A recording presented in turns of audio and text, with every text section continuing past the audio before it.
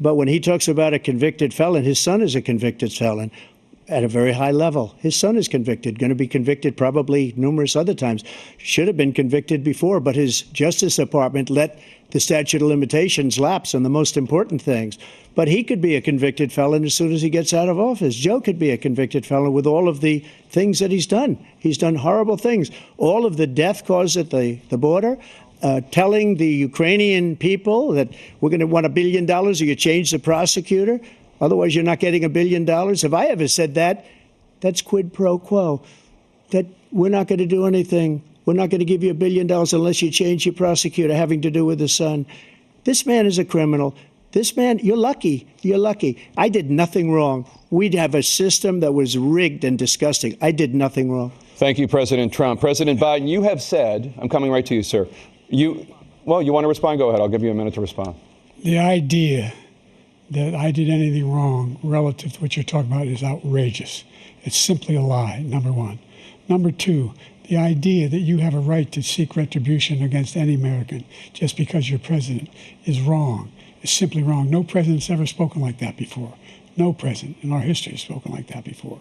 Number three, the crimes that you are still charged with, and think of all the civil penalties you have. How many billions of dollars do you owe in civil penalties for molesting a woman in public, for doing a whole range of things, of having sex with a porn star on the night while your wife was pregnant? I mean, what are you talking about?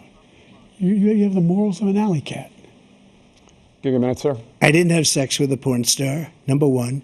Number two, that was a case that was started and moved. They moved a high-ranking official, a DOJ, into the Manhattan DA's office to start that case.